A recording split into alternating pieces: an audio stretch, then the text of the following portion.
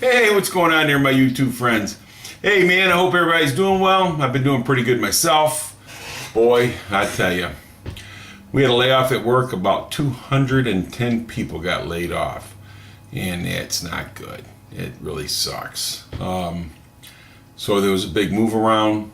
I ended up in assembly, so that's where I'm at right now, is in assembly. And man, oh man, I'm telling you, the first 2 weeks, my feet hurt so bad I couldn't even hardly walk out of there, man. I was crying like a little baby. Wham, wham, wham. I know you don't want to hear it. But anyhow, so yeah, we had a lot of moving around and stuff like that. I lost my little cushy job. Me and another guy, we're on the same part of the assembly line, and we always say, remember we once had a good job? But hey, I always got recall rights, so hopefully one of these days I get recalled back there. If not, it's not really a bad job on assembly. I mean, you're on your feet all day long, but when it comes right down to it, once you get used to standing on your feet, it's really a good job. I mean, we go out there and joke and jack around and have a lot of good laughs and stuff like that, and just do the best we can. And time goes by a lot faster. I left work every day early in my old department because of I was sitting around doing nothing. So I actually kind of got a little bit of a raise. You figure I left at least a half hour a day early, so that was money lost right there. And now I ain't allowed to leave early anymore, so that's a plus. We're gonna look at the good points, not the bad points. But anyhow, my feet are doing better now. It's been a couple weeks, but update on the junkyard. You see, we had the building all freshened up, made it look pretty, and this and that. I did have a whole new floor poured in the building. Guy did a wonderful job. Right now we're looking at getting wiring and everything straightened up and make it all pretty and brand new. And then I'm going to re-drywall everything on the inside the building and make it look real nice, and make a little office area to put our paperwork and stuff like that, and a little place to get away from the crowd. So anyhow, that's all going well. Got a guy going to put a fence up, but these guys, they want to do it at their own leisure. That's fine. They're doing it at a reasonable price. I cannot complain. So, but guys, this election, man, has got to be by far the worst election ever. Do we really have a good candidate? I don't think either one of them is any good. People say Hillary Clinton, she's been doing this for 30 years. She's pretty much failed everything that she's done. She lies. I mean, she's a failure. Donald Trump, he's a businessman. Do you think he's going to be good for the White House? I don't know. Hopefully we'll soon find out, I guess. And Gary Johnson, I'm sorry, dude. He's too far out for me. I don't even want to talk about that guy. But, Hillary, a lot of people say, well, she's got experience. She's got experience sticking it in our backsides. People's died because of her. She's a disgrace to the White House as far as I'm considered. I mean, a lot of people might like her, but I don't like her. And if you do like her, that's you. But I'm awful afraid of her getting in the White House of what might happen. And I'm not really too much sure what Trump's going to do, but, I think he's the better man for the job. I mean, I really do. I don't really like the man. To me, he's like a rich, spoiled little kid. If you don't get his way, he, pouts, whines, and cries. But I don't think he's ever killed anybody or anybody's ever died because of him, And we do need a businessman in the White House, somebody to straighten this crap out, because we're in it over our heads. There's been more money spent in this last 8 years than there's ever been spent. People say the economy's better. I got people telling me, well, my 401, man, is doing great. Well, just because your 401 doing great doesn't mean that the economy's doing great. you know. There's just so much to this election. And reason why I'm talking about this is because I've been watching a lot of videos about survival. What happens if we go to war right here in our own land? What happens if we get attacked? What's going to happen? You know? I feel that the first thing they're going to do is they're going to hit our power, man. So once they take out our power, you know, that affects everything. Our water, our gas, everything. Our power affects everything. So we run out of power, how are you going to survive? So I've been watching some videos and you know, writing down some things and trying to get me a little survival kit going and stuff like that. I'd rather start now than it'd be too late. I mean, 51 years old, I kind of start worrying about this kind of stuff, you know, with my family, and I got to protect my family. I know all my kids are grown and everything like that, but I'm still their protector no matter what. My grandkids, I got to show them what to do to teach their kids. There's a lot to this survival stuff. So I've been collecting a few things, you know, trying to get things going for survival and this and that. You know, guys, gals, you know, you gotta start getting yourself prepared, because I'm afraid that shit's gonna hit the fan. It's gonna hit the fan a lot sooner than we think, because the United States is going to hell in a handbag.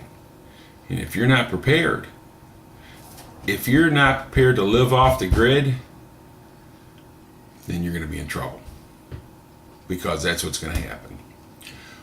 We're going to get nailed here shortly, and I really, really, truly believe this is what's going to happen. We're going to have war right here on our own land in the United States, and the only people that's going to protect us is us, because I don't feel that we have any backing from our government. I don't feel our government really gives a rat's ass what's going on here. You know, so guys, you know, I mean, what do? You know, I'm just at that point. I don't know what. You know, I'm just going to try to prepare for the best way I can. I watch these videos. I've been watching stuff. I've been reading up on a lot of stuff, you know. Getting a few things ready, getting a few things prepared. I mean, I got 40 acres up north, but that's a 6.5 hour drive. So what happens if they shut down the roads and everything? Well, I'm not going to be able to get up there. You know, by the grace of God, I hope I can make it up there. But this is really something serious to think about. What are you gonna do? You know, a lot of people's got in-ground shelters and this and that. But shoot, man, you know, I don't think I want to be nowhere near the cities. Nowhere near the cities. Because that's where everything will take place. That's what they're gonna do. They're gonna attack our cities. So, I mean, what do we do? Guys, you got to get prepared, you know, because you're going to need food. First off, you're going to need food for at least 6 months, some type of canning or whatever, until you can get a place where you can start growing some vegetables and some whatever, you know. I mean, you know, steal you a couple pigs or something to live off the land, you know. Get some ammunition, you know, packed away. Just, you know, the things that you're going to need. Water. If they poison our water, what are we going to do? They make filter kits and this and that. Really? Or are you just going to go somewhere and see if you can dig up enough holes so you can get some water out of the ground? You know, dig yourself a well or something. You know, I really firmly believe we're going to have to revert back to the old days, man, when they didn't have no electricity, because I have a funny feeling this is what's going to happen. Now I'm afraid, and I put posts on Facebook, and a couple of these guys are like, "Hey man, I think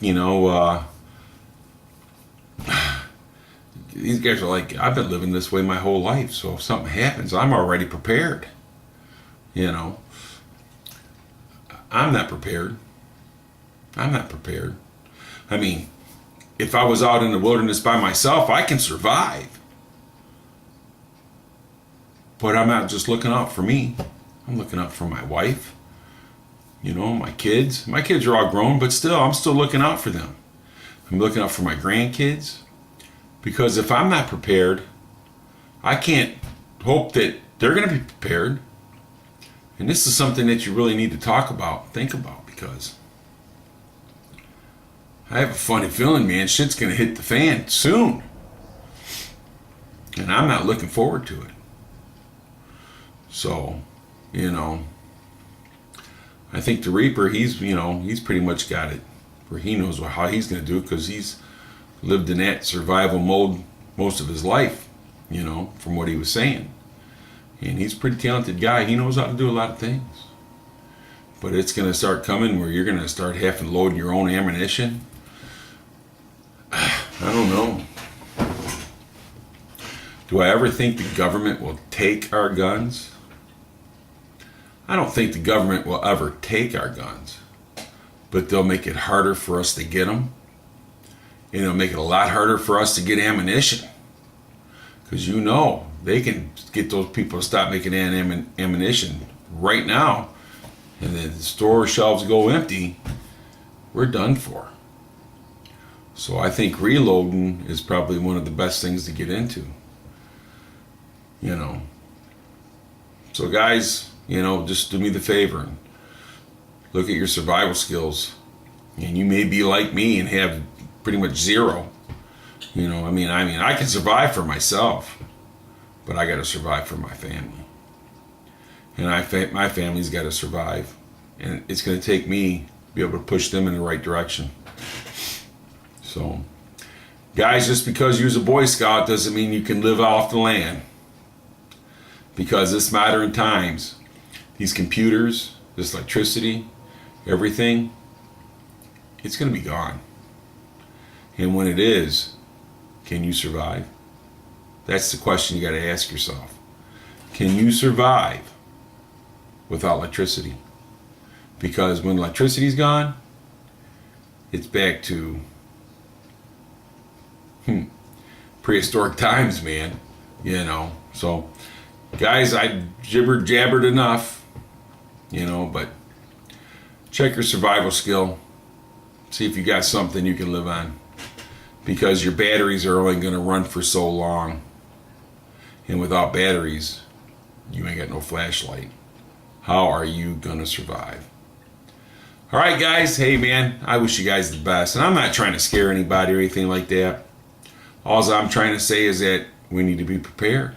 And it's something I've been thinking about for the last, couple months. And I'm one that's not prepared. So a lot of stuff on YouTube, man, that can show you how to build a fire, which you can, keep with you to build a fire, and things that'll help you build a fire much easier. How to hunt, how to snare. There's so many ways that, you can survive. But just think about it, because we go to war here, man. We don't know what's going to happen. All right, guys, you have a good day. Peace out. I'll talk to you soon.